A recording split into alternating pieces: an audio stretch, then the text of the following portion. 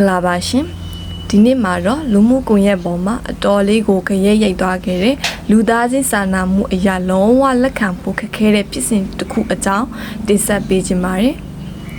တေသူတော်မှအနာမရဘူးလားဆိုတဲ့မိကုန်းထုတ်စီရဖြစ်လာတဲ့မြောက်ဥက္ကလာပါစီယုံကရင်ခွဲယုံမှာကြုံတွေ့နေရတဲ့အပူသည်တွေရဲ့ဒုက္ခအကြောင်းပဲဖြစ်ပါတယ်အခုဖြစ်စဉ်ကတော့မေလ30ရက်နေ့တကောင်ရဲ့အချိန်မှဖြစ်ပွားခဲ့တာပါတကုံမြို့တစ်မြောက်ပိုင်းမှာရေတိုက်မှုကြောင့်ပလုံကောက်တဲ့အမျိုးသမီးတအူဟာဆိုရင်ဖြင့်တည်ဆုံးသွားခဲ့ပါတယ်ဒီအမျိုးသမီးဟာတားဖြစ်သူကြောင်းတက်နိုင်ဖို့အသက်ကိုယင်ပြီးပလုံကောက်ရင်းနဲ့ဒီဖြစ်ရဆိုးနဲ့ကြုံခဲ့ရတာပါဒါပေမဲ့သူဆုံးပါသွားပြီးနောက်မှာပိုပြီးရင်းနှီးစရာကောင်းတာကတော့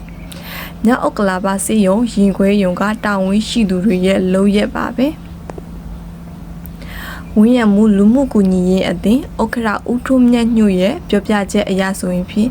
အလောင်းထုတ်ယူဖို့သွားတဲ့အခါမှာဆိုရင်ရေခွဲယုံဘက်ကအမျိုးမျိုးအကြောင်းပြပြီးရည်နေခဲ့တာပါအခေါင်းဝယ်ခိုင်းတာတရဏဂုံတင်ခိုင်းတာပစ္စံပေးမှာအလောင်းထုတ်ပေးမယ်ဆိုတာမျိုးတွေနဲ့မတာပွဲစားတပွဲလှုပ်ဆောင်နေတာကိုတွေ့ခဲ့ရပါတယ်စာရွက်စာတမ်းကိစ္စဆိုရင်လည်းရေစက်ခန်းတစ်ခုပြီးတစ်ခုလွတ်လိုက်တာစည်ရင်းစာအောင်မပါလို့ဆိုပြီးထည့်ရစ်လိုက်နဲ့3ရက်လောက်ထိစောင့်နေခဲ့ရတဲ့အထိဖြစ်နေခဲ့ရပါတယ်ဒီဖြစ်စဉ်ကိုကြည့်လိုက်ရင်ဒါဟာဝန်ထမ်းစိုးတွေရဲ့မင်းမှုမှုတသက်ပါပဲ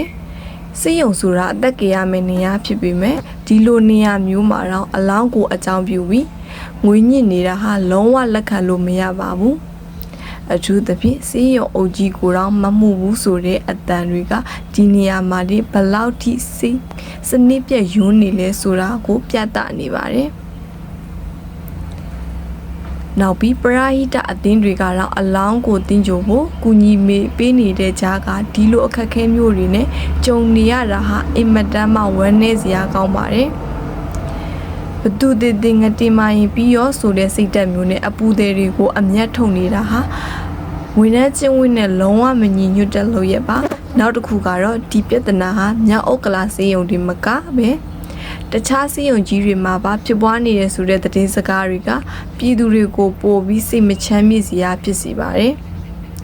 ဒီလိုလူတွေကိုအရေးယူဖို့ပေးဖို့နဲ့စနစ်တကျပြန်လဲစစ်ဆေးဖို့လိုအပ်နေပြီလို့ကျမတို့အနေနဲ့ယူဆရပါတယ်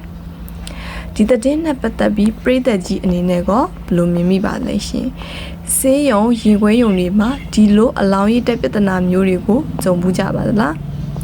အာဏာပိုင်တွေအနေနဲ့ဒီဝန်ထမ်းတွေကိုထိရောက်စွာအရေးယူသင့်တယ်လို့ထင်ပါသလားအောက်ကကွန်မန့်မှာဆွေးနွေးပေးသွားကြပါအောင်ရှင်အခုလိုအကြောင်းအရာမျိုးတွေကိုအမြဲတမ်းတင်ဆက်ပေးမှာဖြစ်လို့ channel ကို subscribe လုပ်ပေးဖို့မမေ့ပါနဲ့အောင်နော်နောက်ထပ်တင်ဆက်မဲ့ဗီဒီယိုတွေမှာပြန်လဲဆုံတွေ့ကြပါအောင်မယ်ရှင်